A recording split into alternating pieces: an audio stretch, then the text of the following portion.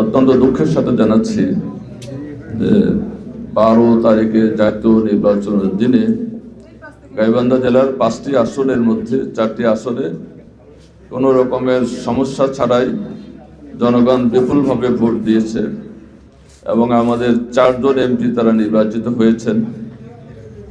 আমি তাদেরকে অভিনন্দন জানাই।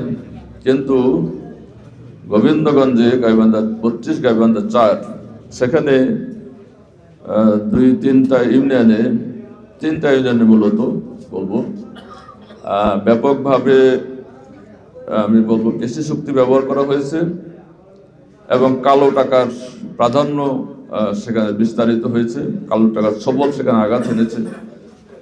তারপরেও আমি যা বলছি যে মূলত নির্বাচনের দিন আমি আমার নিজ কেন্দ্র বড়দহ প্রাথমিক বিদ্যালয়ে সেখানে সুন্দরভাবে ভোট দিয়েছি।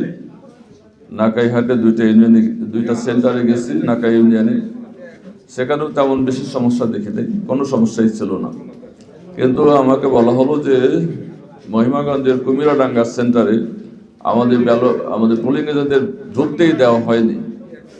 তা আমি সেখানে চলে গেলাম, যে দেখলাম যে পোলিং এজেন্ট নাই।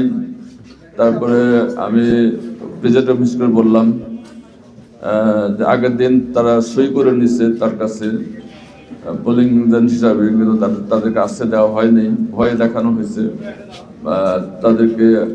তারা আসতে পারেনি। তা আমি তাদেরকে ডেকে আনলাম। তারপরে সেখানে আমি এই স্ট্রাইকিং ফোর্স ম্যাজিস্ট্রেটকে দেখেছি, উনি এসেছেন। আর্মি মেজর সাহেব এসেছেন। তারপরে বিজিবির নেত্রী যিনি আছেন এসেছেন।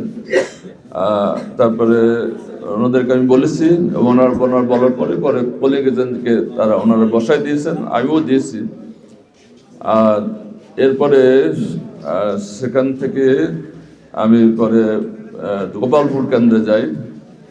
সেখানে এই অবস্থা, আমাদের পোলিং এজেন্ট বের করে দেওয়া হয়েছে। সেখানে কর্মীরা, পোলিং এজেন্টরা আমার কাছে এসে কান্নাকাটি করলো। আমার সাথে কি ভাইয়েরা ছিলেন, তাদের ধরে তারা ক্রন্দন করছিল যে তাদেরকে বের করে দেওয়া হয়েছে, বের করে দিয়ে সিল মারা হয়েছে। এরপরে আমি গেলাম হলো বালুয়া হাই স্কুল কেন্দ্রে। সেখানে ওই অবস্থা, যাওয়ার আগেই সেখানকার পোলিং এজেন্টরা এসে কান্নাকাটি করা শুরু করলো যে আমাদের ভোট দেওয়া হচ্ছে না, আমাদের বের করে দেওয়া হয়েছে। আর এরপরে ওখানে আমি যেটা অভিযোগ পেয়েছি যে একটা হলো পোলিং এজেন্ট বের করে দেওয়া, একটা হলো দাঁড়িপাল্লার ভোটারদের ব্যালট নিয়ে জোর করে ধানের শীষে সিল মেরে ভর্তি করে দেওয়া। এরপরে 50-60 জন ঢুকে ভোট দিয়েছে বালুয়াতে 2টা ফ্লোরে, সেখানে কোনো সিসি ক্যামেরা পায়নি। আর সেখানে 50-60 জন ঢুকে ভোট দিচ্ছে, যে কোনো সিরিয়াল নাই, ঠেলাঠেলি করে। পোলিং অফিসার আছে বটে, কিন্তু সেখানে সুষ্ঠু ভোট হয় নাই। আর এরপরে সেখানে কুমিরাডাঙ্গা কুমিরাডাঙ্গা তো বললাম, যেটা পরে আবার বলি।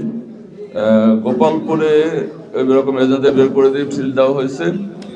এরপরে কুমিরাডাঙ্গা আমি দেখলাম যে যিনি প্রিজাইডিং অফিসার তিনি আসেন, কিন্তু তার কাছে এসে একজন পোলিং অফিসার আশ্রয় নিয়ে আসে যে আমাকে আর ওই পোলিংয়ে পাঠায়েন না, আমাকে ধাক্কা দিয়েছে, আমাকে মারছে, আমি ওখানে কাজ করতে পারছি না। আর পোলিং অফিসার, প্রিজাইডিং অফিসার বললাম আপনি ভোট বন্ধ করেন। তারপরে 3 জন প্রিজাইডিং অফিসারকে বলেছি, কিন্তু ওখানে বিএনপির প্রতিনিধি আসার কারণে তার সামনে তারা ভোট বন্ধ করতে পারেনি।